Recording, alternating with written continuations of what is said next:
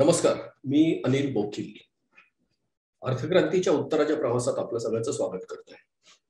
आता हा मानवतावाद म्हटल्यानंतर जे आदर्शवाद आहेत, प्रत्येक आदर्शवाद हा समाजाला अत्यंत उंचीवर नेण्यासाठी म्हणजे दैवत्वाचा प्रवास करण्यासाठीच त्यांनी तो आदर्शवाद झाला की माणसाची उन्नती म्हणजे काय.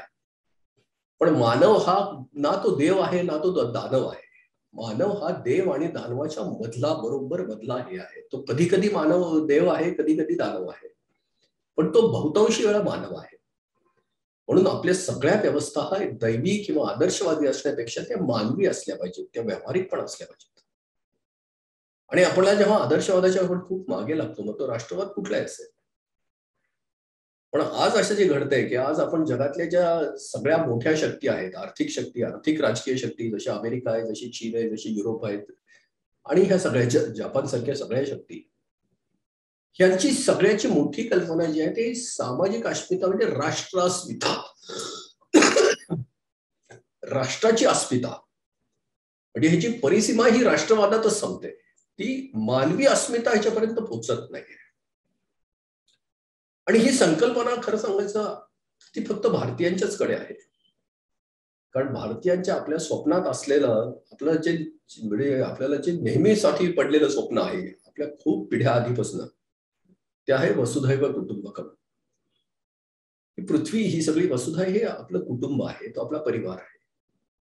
आणि त्याच संकल्पनेमध्ये ह्याचे आता आधुनिक प्रश्न, ज्या जगाचे जे प्रश्न तयार झालेले आहेत, त्या बऱ्याचशे उत्तर ह्या फक्त याच रस्त्याने आपल्याला मिळणार आहेत जेव्हा आपण राष्ट्रवादाचा विस्तार किंवा त्याचा विकास हा मानवतावादापर्यंत घेऊन जाऊ शकतो.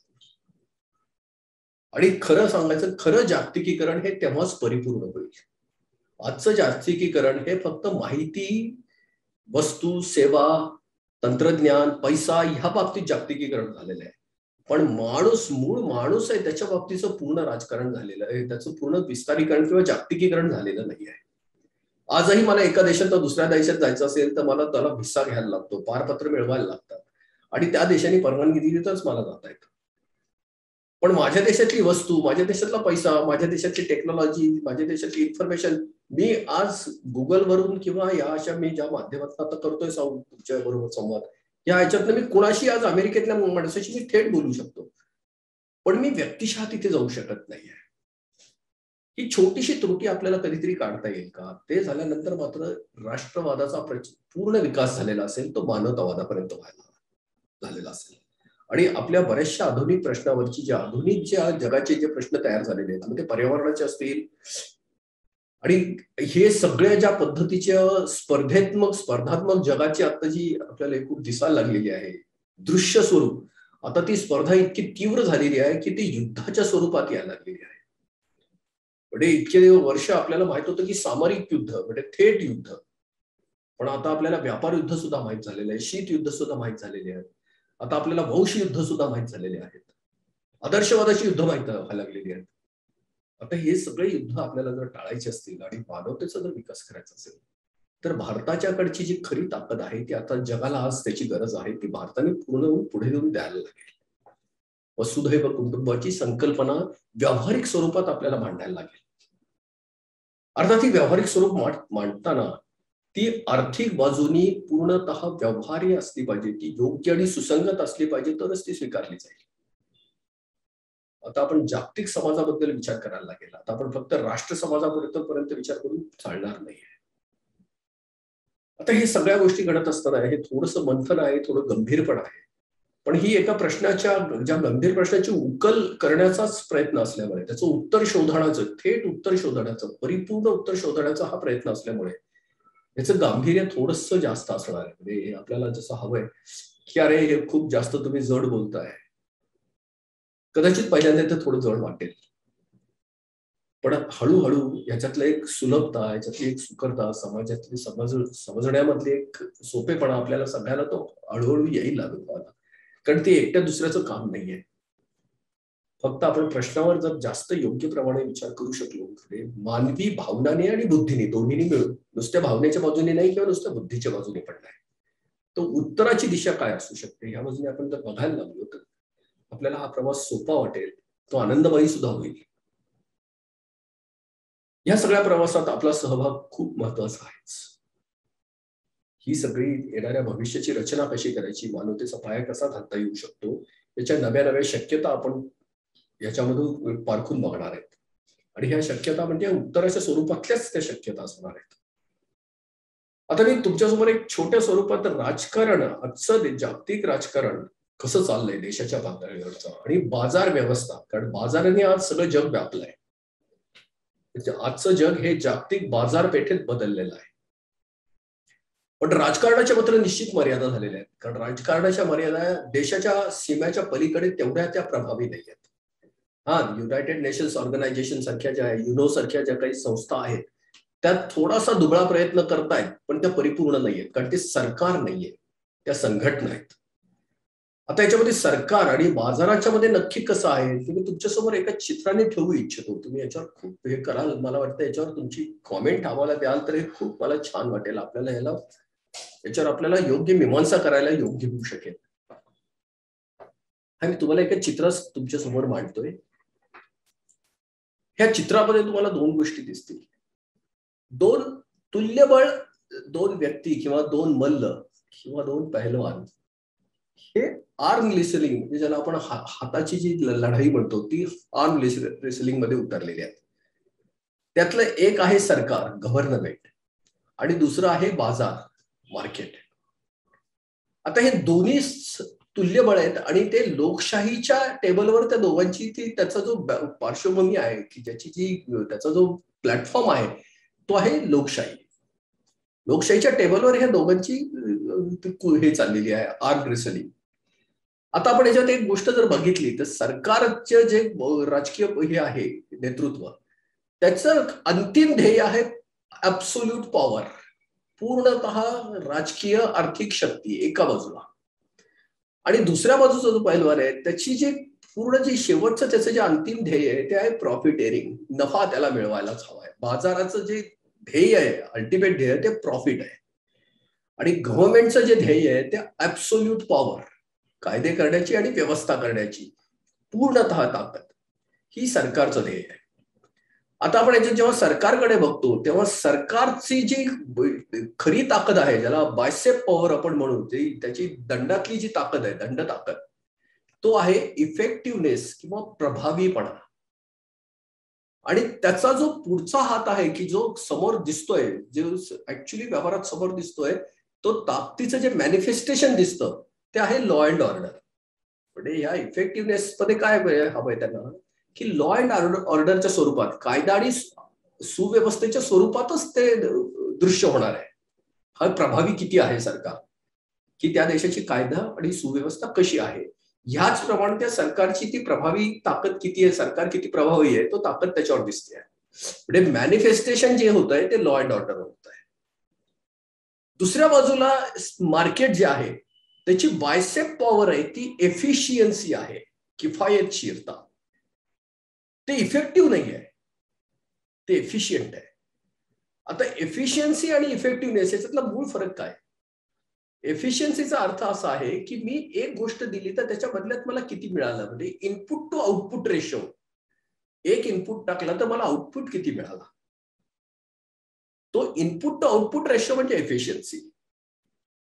मार्केट त्याच्याशिवाय चालू शकत नाही, कारण मार्केट जेवढं देतं त्याच्यापेक्षा जास्त मिळालं तरच ते प्रॉफिटेबल झालं आणि तरच ते मार्केट टिकलं. मार्केटमध्ये जर प्रॉफिट होत नसतील तर मार्केट टिकूच शकत नाही. मार्केटचा बेस जो आहे परफॉर्मन्सचा, ती एफिशियन्सी आहे. सरकारचा त्याच्याशी संबंधच नाहीये, सरकार हे प्रभावी आहे, मार्केट हे किफायतशीरपणावर उभं आहे. आता इफेक्टिव्हनेस मध्ये काय आहे, इफेक्टिव्हनेस मध्ये इनपुट हा प्रश्नच नाहीये, कारण देशातले सगळे संसाधन हे सरकारच्याच मालकीचे, त्याच्यामुळे तिथे इनपुटला काहीच प्रॉब्लेम नाहीये. आउटपुट मात्र मिळणार आहे का, तो 100% मिळणार आहे का? आउटपुट जर मिळत असेल तर तो आहे त्याचा सरकारचा प्रभावीपणा, इफेक्टिव्हनेस, ज्याचा इनपुटशी संबंध नाही. त्याच्यामुळे सरकार हे इफिशियंट असायची गरज नाहीये, ते इफेक्टिव्ह मात्र असलंच पाहिजे. आणि मार्केट हे एफिशियन्सीवर असू शकत नाही, ते टिकूच शकत नाही.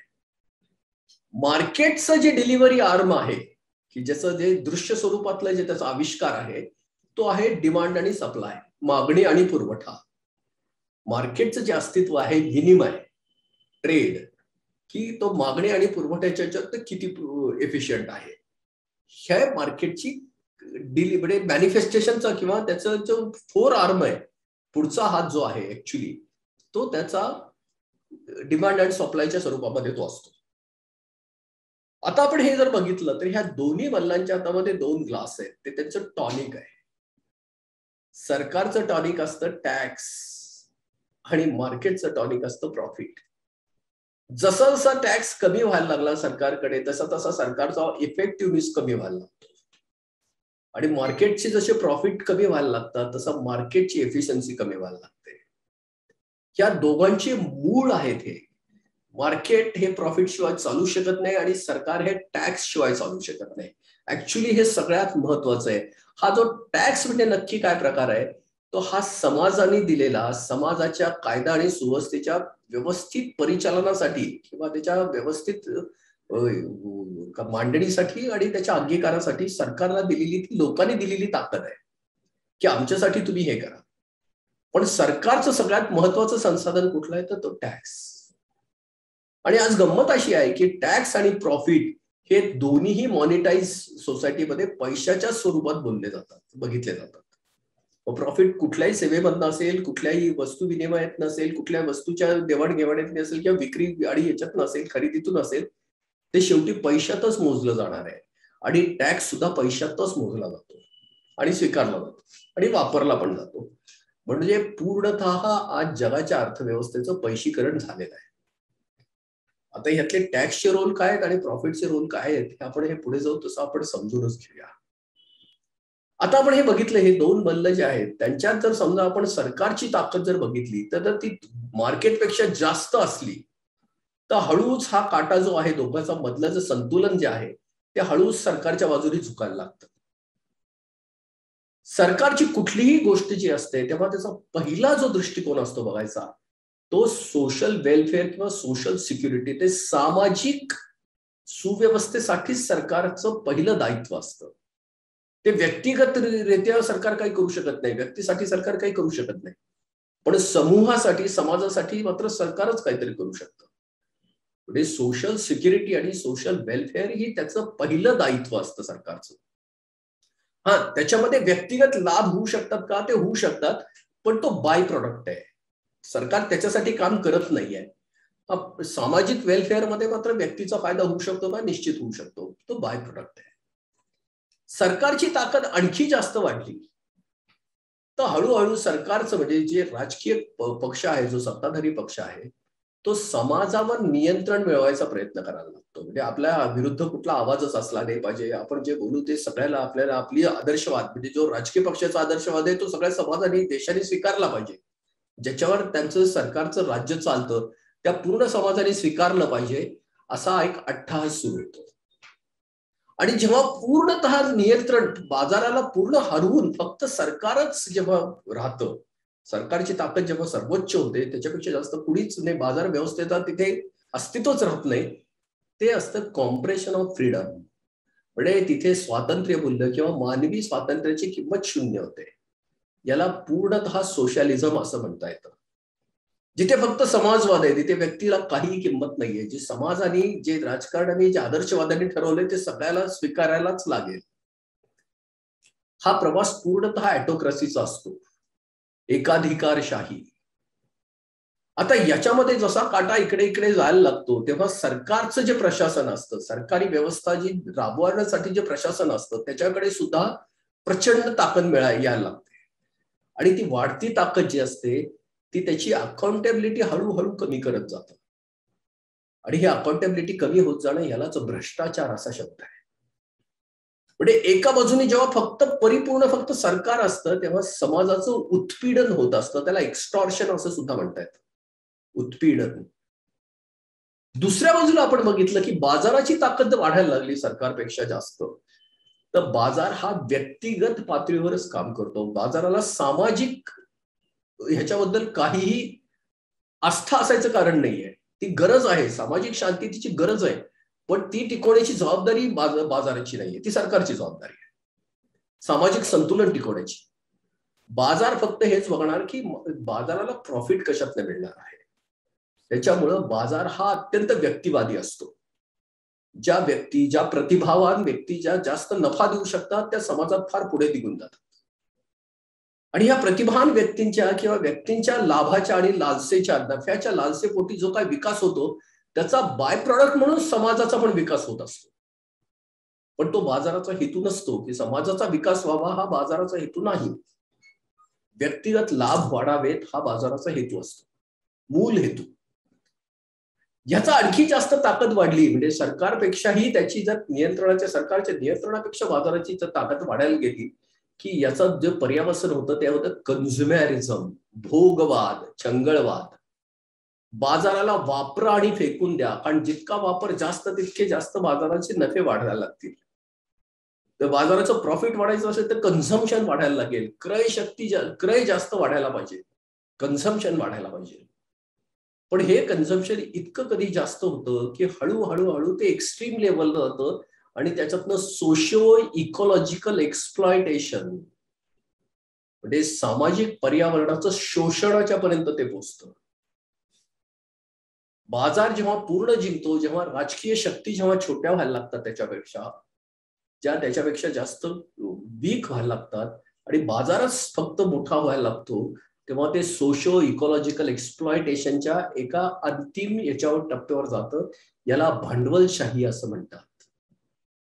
एक्स्ट्रीम लेवलची भांडवलशाही, पूर्ण लेवल पद्धतीचा व्यक्तिवाद. इकडे समाजवाद आहे, इकडे व्यक्तिवाद आहे. मग ह्या समाजाला, ह्या बाजारू व्यवस्थेला सरकारची नियंत्रण सुद्धा जास्त मोठी वाटायला लागतात, जाचक वाटायला लागतात. मिनिमल गव्हर्नमेंट त्याची डिमांड सुरू होते, आमच्यावर कमीत कमी सरकार पाहिजे. आणि मग ह्यातनं मोनोपॉली तयार होतात. आजच्या जगात आपण बघतोय गुगल सारख्या कंपन्या, आपण आता ते ट्विटरचं युद्ध भारतीय सरकार बरोबर बोलतोय, ते सरकारबद्दल एक कंपनी युद्ध करू शकते. मोनोपॉली, एक नियंत्रण, फक्त तंत्रज्ञानाची ताकद आहे, व्यक्तीच्या महत्वाकांक्षा आहेत, त्या समाजापेक्षा देशाच्या समाजापेक्षाही जास्त स्वतःला मोठ्या समजतात. ही आहे भांडवलशाही. याचा एक्स्ट्रीम एंड फक्त शोषणाकडे जातो. यातल्या प्रत्येक जो पीडित आहे त्याला असं वाटत असतं की माझं शोषण होतंय, पण मी कंप्लेंट कुणाकडे करणार, कारण मी याचा एका मेकॅनिझमचा भाग आहे. आजची तरुण मुलं आपण बघतोय की एवढे मोठे पगार घेत आहेत, एवढे त्यांना मिळत आहेत, त्यांची वेतन एवढी प्रचंड आहेत, पण त्याचं काम जर आपण बघितलं 12 तास, 13 तास, 14 तास, ते शोषण होते, त्यांच्या लक्षात सुद्धा येत नाहीये. ते स्वखुशीने होतंय असं आपण म्हणतोय त्याला, पण तसं होत नाहीये. एका बाजूला सरकारच्या बाजूने जेव्हा एक पराकोटीची हे येते, एक बाजू गाठली जाते, त्याला उत्पीडन म्हणतात, एक्स्टॉर्शन. आणि मार्केटमधनं दुसरी पराकोटीची दुसरी बाजू जेव्हा मिळते तेव्हा ते असतं एक्सप्लॉयटेशन, म्हणजे शोषण. दोन्ही बाजूचे जे एक्स्ट्रीम्स आहेत, दोन्ही बाजूची जी पराकोटीची जे टोक आहे, त्या दोन्ही ठिकाणी सामान्य माणसाचं त्याला प्रचंड त्रास सहन करायला लागतो.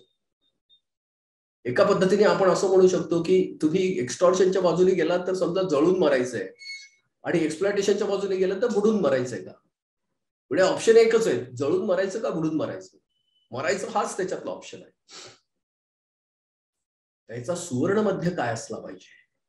त्याचा सुवर्ण मध्य जिथे ह्या दोन्ही ताकदींचा एक्झॅक्टली बॅलन्स, हा जो काटा आहे, हा जितका ह्या ग्रीन झोन मध्ये असेल तितका तो समाज सुव्यवस्थित, शांत आणि आनंदी समाज. बाजार हा पूर्णतः स्वार्थवादी आहे, तो व्यक्तिवादी आहे. आणि सरकारच्या ज्या सगळ्या आहेत त्या परमार्थवादी आहेत. म्हणजे हे एका बाजूला स्वार्थ आहे आणि एका बाजूला परम अर्थ, की ज्या मी समाजाला देणार आहे त्याच्या बदल्यात मला समाजाच्याकडनं काही रचना मिळणार आहेत, संरचना, जसे रस्ते आहेत, त्याचं पाणी आहे, याच्यासाठी मला द्यायचंय कॉन्ट्रीब्युशन. ते मी एकट्यानेच नाही, सगळ्यांनी दिलं तितकं मला ते चांगलं मिळणार आहे. म्हणजे स्वार्थ आणि परमार्थ या दोन्हीचा एक्झॅक्ट बॅलन्स होईल, तीच खरी आदर्श व्यवस्था असेल. ना तो बाजारवाद असेल, ना तो समाजवाद असेल, ह्या दोन्हीचा पूर्णतः बॅलन्स असेल, त्याच्यामध्ये दोन्हीही परफेक्ट असेल. आणि ही मांडणी कशी करता येईल आणि हे कसं करायला लागेल आपल्याला? तर आपली ही मांडणी अशी आहे की जे राष्ट्रीय उत्पन्न आपल्याकडे तयार होतं, हा संतुलन नक्की कशा पद्धतीने साधता येईल जेव्हा प्रॉफिट आणि टॅक्स हे एक्झॅक्टली एका गुणोत्तराने समान होतील. म्हणजे कसं, जसं आता आता आपलं राष्ट्रीय सकल उत्पादन आता आपलं समजा 200 लाख कोटीचं आहे, की देशातली जी उत्पादन झालेलं आहे वस्तू आणि सेवा त्या 200 लाख कोटीच्या आसपास झालेल्या आहेत, 2 ट्रिलियन रुपीज. तेव्हा त्यातले निम्मा जी राष्ट्रीय संपत्ती आहे म्हणजे 100 लाख कोटीची ती टॅक्सच्या स्वरूपात यायला पाहिजे आणि 100 लाख कोटीची जी संपत्ती आहे ती प्रॉफिटच्या स्वरूपात राहायला पाहिजे. म्हणजे हे दोन्हीचं एक्झॅक्ट बॅलन्स होईल. व्यक्तिगत लाभ पण असतील आणि त्याच्या सामाजिक सुधारणा पण आणि सामाजिक व्यवस्था पण तितक्याच, संरचना पण तितक्याच चांगल्या तयार होतील. आज आपण जेव्हा बघतोय जिथे ज्या जीडीपी टू टॅक्स रेशो असा त्याला शब्द आहे, म्हणजे सकल राष्ट्रीय उत्पन्नाचं सरकारच्या कर संकलनाचं गुणोत्तर काय, ते जसं जसं 50% जवळ जायला लागतं तसं तसं त्या देशांच्या मध्ये आनंदांकांची वाढ आपल्याला दिसते. आता हे ज्या सगळ्या स्कॅन्डिनेव्हियन युरोपियन कंट्रीज आहेत, छोटे छोटे जे देश आहेत युरोप मधले, उत्तर युरोप मधले, ते उत्तर युरोप मधले जे जे देश, सगळे देश आहेत त्यांच्यामध्ये हे जे टॅक्स कलेक्शन जे आहे, कराचं जे संकलन जे सरकार होत आहे ते त्यांच्या देशाच्या सकल राष्ट्रीय उत्पन्नाच्या 35%, 40%, 45% पर्यंत आहे. जसं आज आपण इंग्लंड बघितलं तर आपण ते 35%, 30% ते 35% आहे. अमेरिका बघितलं 30%, 35% पर्यंत आहे. जसं जसं सोशल कॉन्ट्रीब्युशन लोकांचं वाढायला लागतं तसं तसं तिथल्या सामाजिक रचना ह्या खालपर्यंत पोहोचल्या जातात. गरीब लोकांना पण त्याचा परिपूर्ण फायदा मिळतो आणि समाजामधली विषमता कमी व्हायला लागते. कारण हा परमार्थाचा रस्ता आहे. परमार्थ म्हणजे सामाजिक बाजूने. आणि ज्या देशामध्ये हे कर संकलनाचं गुणोत्तर जे आहे सकल उत्पन्न, राष्ट्रीय सकल उत्पन्नाशी ते कमी आहे, ते सगळे देश आपल्याला आनंदांकाच्या मध्ये खूप मागासलेले दिसतील. म्हणजे ते फक्त आनंदांकातच मागासलेले नाही, ते आर्थिकदृष्ट्या पण ते देश मागासलेले दिसतील, की जिथे आता भारतासारखा देश, आपल्या देशाच्या मध्ये कर संकलन जे आहे सगळ्या सरकारांचं मिळून, राज्य सरकार, केंद्र सरकार, स्थानिक प्रशासन, हे राष्ट्रीय सकल उत्पन्नाच्या हे 20%, 22%च्या मध्ये दिसतंय आपल्याला. आपलं सगळ्याचं ध्येय ते 50% पर्यंत असायला हवं. जेव्हा ह्या सगळ्या संरचना आहेत त्या गरिबांना जास्त फायद्याच्या होतील, मग ते शिक्षण व्यवस्था असतील, आरोग्य व्यवस्था असतील, ह्या सगळ्याचा जो खर्च सरकार करेल याला पब्लिक फायनान्स किंवा लोकवित्त असं म्हणतात.